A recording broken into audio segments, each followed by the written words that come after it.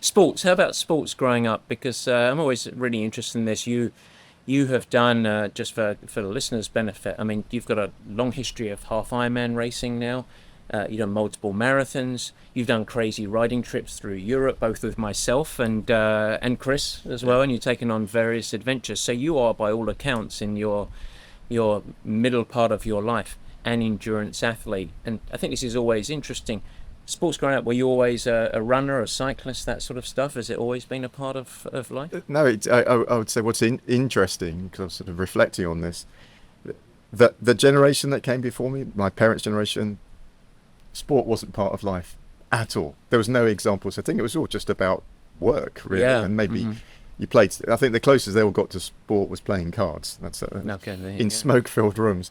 but the sort of competitive instinct in me at school, I was quite feisty. Again, you have got a little bit of this London thug in proving a point. So I was a rugby player because that allowed me to be a bit feisty. I was sort of into track and field. I was a javelin thrower. Oh, I didn't know that. But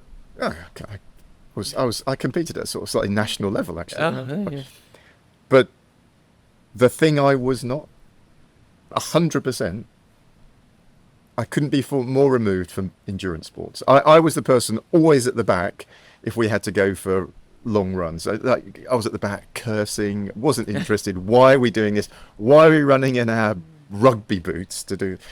So I went to university. I got more and more into powerlifting. I ended up winning the university arm wrestling championship in those days. I was a lot bigger than I am now. And then all through my 20s, it was powerlifting and bodybuilding, and I was probably 40 pounds heavier than I am now. Fantastic. So what was the entry point into endurance sports?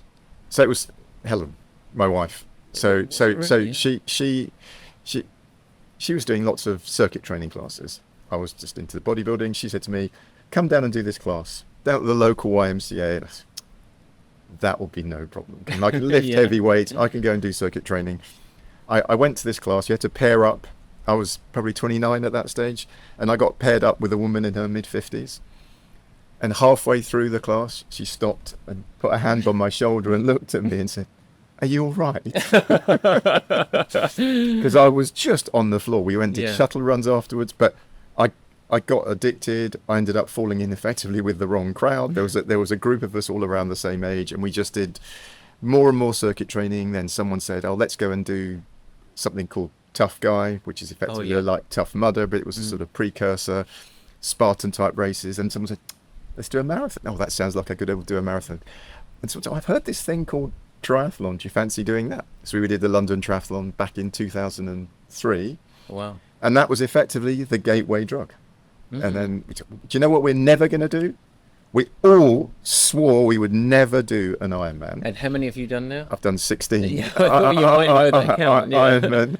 And then lots and lots of 70.3s, and as you said, stage cycle races. And it's been great doing it with Chris, my son, as well, because that gave me an extra bit of impetus to try and stay a little bit competitive with him. And just tangentially, we've got father-son partnership here on camp as well, Chris and Max, and that just must be so special to, you almost feel like, not in a grandiose way, but like I've succeeded as a parent in so many ways that I've still got this amazing relationship where you go off. You guys are like two peas in a pod when you go and do these riding trips. You just feel very proud, and you feel very proud of how they interact with adults, how you've seen them grow up, because they're interacting around a sport that they love together. And I keep saying to Chris, this is like, he was the prototype.